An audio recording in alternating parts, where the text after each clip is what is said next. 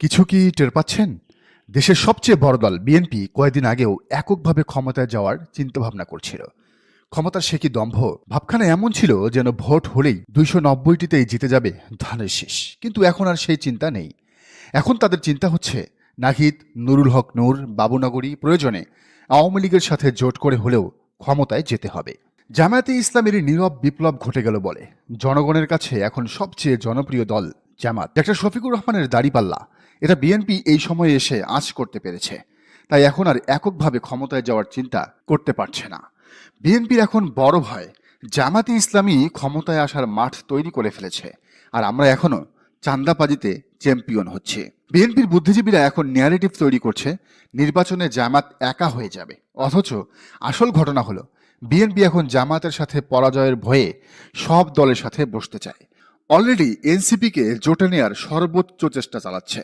যদিও এমপি হওয়ার মতো এনসিপির মানসম্মত 10টা প্রার্থীও নাই। বিএনপি যখন ভোটে জিততে জোট মহাজোট গঠনে ব্যস্ত, ঠিক সেই সময়ে আমিরে জামাত বৈশ্বিক নেটওয়ার্ক সুদৃঢ় করছেন। বিএনপিতে যখন দলীয় গ্রুপিংয়ে মনোনয়ন দেয়া অসম্ভব হয়ে পড়েছে, জামাতের প্রার্থীরা তখন ছুটে বেড়াচ্ছেন মাঠে ময়দানে, জনতার দুয়ারে দুয়ারে। আসলে জামাতের ভোটের জোয়ার দেখে বিএনপির এককভাবে ক্ষমতায় যাওয়ার কনফিডেন্সে ভালোই নাড়া লেগেছে। ফলে বিএনপি এখন সবাইকে পাশে চায়। এক্ষেত্রে তার সবচেয়ে বড় মিত্র হতে পারে এনসিপি।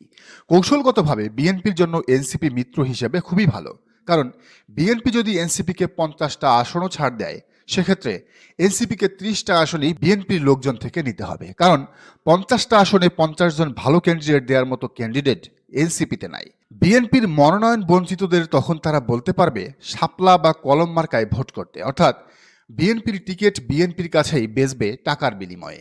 এতে বিএনপি কাগজে কলমে 50টা আসন এনসিপিকে ছাড় দিলেও আসলে তার ছাড় দেওয়া লাগতেছে মাত্র 20টা আসন, বাকি 30টা আসন তাদেরই। তবে বিএনপির লাভ হলেও এনসিপির 16 আনাই লস হওয়ার সম্ভাবনা বেশি বিএনপির সাথে জোট করার ক্ষেত্রে। কারণ এনসিপিকে দেয়া 50টা আসনে তারেক রহমান যদি ধানের শীষ না দেন, মানে বিএনপি 250 আসনে ইলেকশন করে, তাহলে ওই 50 আসনে বিএনপির বিদ্রোহী প্রার্থী কোনোভাবেই ঠেকানো যাবে না। আর এনসিপির যেহেতু হেভিওয়েট একজনও ক্যান্ডিডেট নাই, ফলে ওসব আসনে তাদের হার নিশ্চিত। বিএনপির 5 জন বিদ্রোহী ক্যান্ডিডেট থাকলে ভোটের ফলাফলে দেখা যাবে এনসিপি অষ্টম হয়ে বসে আছে। এবার আরেকটা হিসেবে আসি।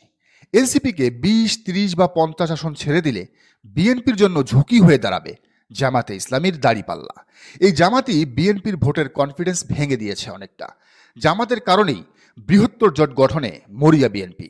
রিস্ক ফ্যাক্টরটা হলো এনসিপিকে ছেড়ে দেওয়া আসনগুলোতে যদি ধানের শীষ না থাকে বা বিদ্রোহীও না থাকে, তাহলে এনসিপির শাপলা কিংবা কলম মার্কাকে বিপুল ভোটে হারিয়ে জিতে আসবে জামাতের দাড়িপাল্লা, যেটা বিএনপির জন্য বিশাল ঝুঁকির কারণ। শুধু এনসিপির নয়, অন্য যে কোনো জোটকে ধানের শীষ দিলে একই কাহিনী ঘটবে। কারণ বিএনপির স্থানীয় নেতারা মার্কা বা দল নয়, তারা দেখে ব্যক্তি। নিজেদের লোক নমিনেশন না পাইলে জান দিয়ে তো দূরের কথা, মন দিয়েও ভোট করবে না তৃণমূলের কর্মীরা। সেখানে এনসিপির জন্য কোনোভাবেই তারা কাজ করবে না।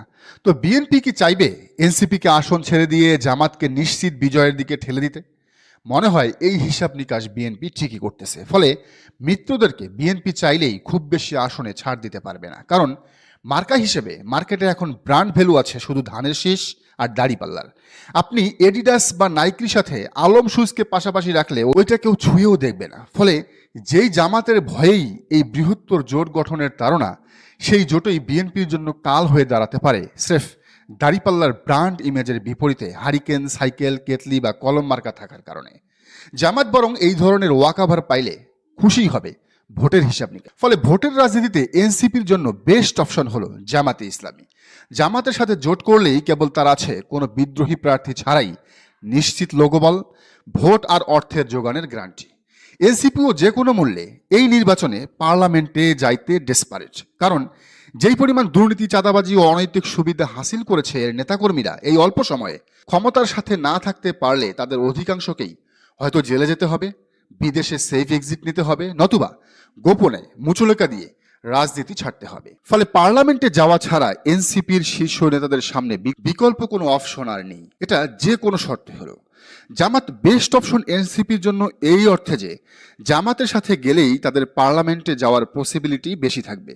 প্রথমত, বিদ্রোহী প্রার্থী নাই, কারণ জামাতে দলীয় আনুগত্যের ব্যাপার আছে। আর দ্বিতীয়ত, সমস্ত কেন্দ্রে পোলিং এজেন্ট দেওয়া, নির্বাচনী খরচ এবং ফলাফল ছিনতাই করে নেওয়া ঠেকাইতে পারবে জামাত। পুরো ম্যান পাওয়ারকে এনসিপির জন্য ওয়াকফ করে দিয়ে তাদের জেতাবে। কিন্তু জামাতের সাথে জোটে যাওয়ার ক্ষেত্রে এনসিপির সামনে সবচেয়ে বড় বাধা একটাই, ভোটের ডামাডোল শুরু হলে তাদের নেতাকর্মীদের চাঁদাবাজি, দুর্নীতি আর অবৈধ সুযোগ সুবিধা হাতিয়ে নেওয়ার তথ্য যে জনসম্মুখে আসবে না এর গ্যারান্টি দেওয়া। কারণ এনসিপি জামাতের সাথে জোট করলেই বিএনপির সমস্ত গোয়েন্দা শাখায় অ্যাক্টিভ হয়ে যাবে। তারা এনসিপির এই সমস্ত অপকর্মকে জনসম্মুখে হাজির করবে। মাঝে মধ্যে ওয়েস্টিনে হাঁস খাওয়া, সমন্বয়কদের চাঁদাবাজির কাণ্ড যে ফাঁস হয়, এটা মূলত এনসিপিকে লাইনে রাখতেই করে বিএনপি। সব হিসাব নিকাশ কষে আসলে এনসিপির জন্য এই মুহূর্তে জামাত ছাড়া কোনো উপায় নেই। দর্শক, আপনার কি মনে হয় জানান কমেন্টের ঘরে। আর এই চ্যানেলে নতুন হলে অবশ্যই সাবস্ক্রাইব করে বেল আইকনটি বাজিয়ে রাখুন।